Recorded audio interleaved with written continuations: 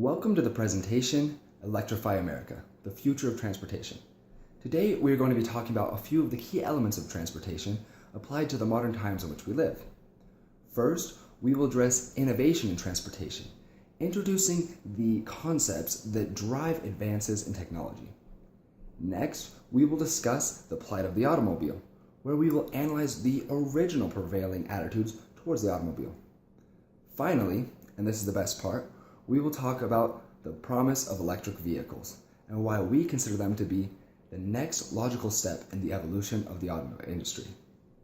When considering only our ability to travel by foot, we humans are wildly outpaced by even some of the most basic of creatures. In an interview for the documentary Memory and Imagination, the late Steve Jobs mentioned a study on the efficiency of locomotion of various species. In this study, it was found that of all the creatures, the condor, a type of vulture, was able to travel 1 kilometer using the least amount of energy. Humans, on the other hand, came in about a third of the way down on the list. Jobs went on to further explain, however, that researchers at Scientific America decided to do that same study, but this time analyzing a human on a bicycle. After gathering the results, it was found that a human on a bicycle was leaps and bounds ahead of all other creatures. As we can see, innovation has been and always will be our greatest advantage in transportation. Just as our ancestors domesticated horses, camels, etc., after realizing the inefficiency of foot travel, every step towards better transportation has been driven by the desire or need to improve upon the existing status quo. Steps in the evolution of transportation won't happen simply because we want them to, but rather due to the survival of the fittest.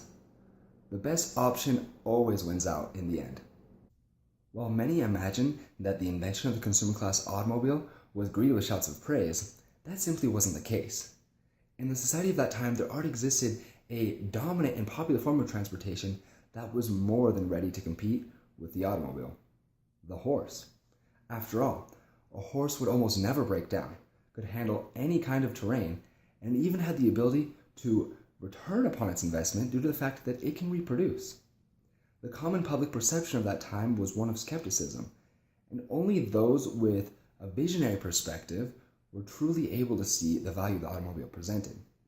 When giving advice to Henry Ford's lawyer, the president of Michigan Savings Bank said to Horace Rackham, "The horse is here to stay." But the automobile is only a novelty, a fad. Luckily for Horace, he ignored that advice and was eventually able to sell his $5,000 worth of Ford stock for $12.5 million. So unless you rode a horse to work this morning, you probably now understand that superior technology trumps current market standards, no matter how widespread or popular those standards may be. And when it comes to superior technology, you don't get much more superior than the all-electric vehicle. Of course, proponents of the traditional combustion engine vehicles, or as I like to call them, horse lovers, will always have their complaints.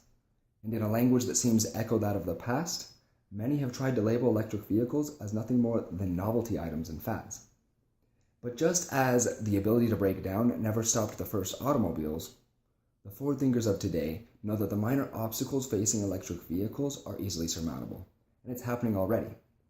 Previously impeded by fears of battery pack self-destruction, consumers no longer need worry about how long their electric vehicles will last.